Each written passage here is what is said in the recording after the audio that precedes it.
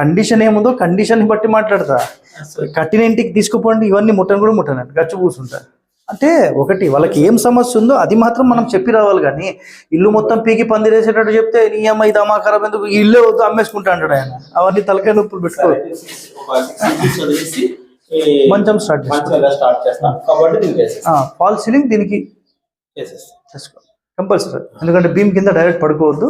So ఈ beam కింద నుంచి జస్ట్ మీరు ఇట్లా తల ఎట్లయినా మీరు మంచం పెడితే తల ఈ పాయింట్ నుంచి స్టార్ట్ వచ్చేస్తుంది. అంతే సింపుల్. అంటే బరువులు ఉండొద్దు కదా. అవును, అది కూడా కష్టమే.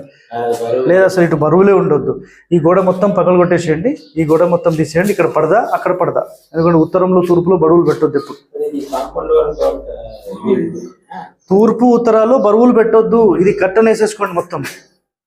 బెడ్రూమ్కి ఇది మొత్తం కర్టన్. అసలు ఇక్కడ బాత్రూమ్సే ఉండొద్దు. ఇది ఉత్తరంలో బాత్రూమ్ పెడతామా అసలు పెట్టాం కదా, ఇది కూడా మొత్తం తీసేసేయండి. తీసేసేయాలి అంతే, పెట్టొద్దు.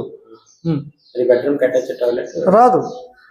ఆ ముందు గోడలు ఉన్నాయి, ఈశాన్యంలో పిల్లర్ కూడా కనిపించింది, అది కూడా తీసేసేయాలి. సుత్తేని పట్టుకురమ్మని చెప్పండి. మీరు టెన్షన్ తీసుకున్నారు ఇంత